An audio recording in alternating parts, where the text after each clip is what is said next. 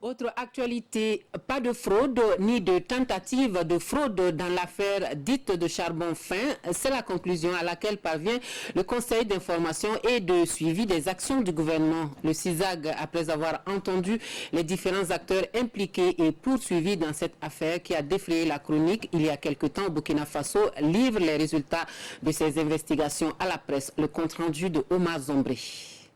L'affaire dite de charbon fin impliquant Issa Kane et d'autres acteurs est un non-événement, conclut le CISAG, le Conseil d'information et de suivi des actions du gouvernement.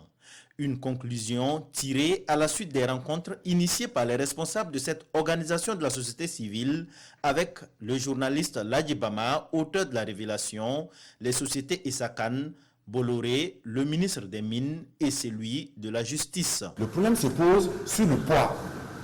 Alors, donc, on estime que le poids de charbon fin qui a quitté Issa Kane pour aller à Bobo, ce qui a été signé sur les documents entre le Issa Kane et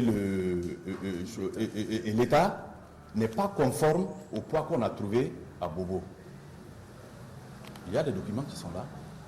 Alors, donc, au niveau d'Issa Kane, avec l'échange que nous avons avec les gens d'Issa Kane, ils ont dit non, ça peut arriver. Ça peut arriver. D'abord, il y a la question du poids. La balance que nous utilisons pour peser peut être défaillante, ou bien celle de Bobo peut être défaillante. Ça, souvent, c'est des erreurs humaines. Ça peut arriver. Le CISAG réaffirme son soutien au ministre des Mines et des Carrières.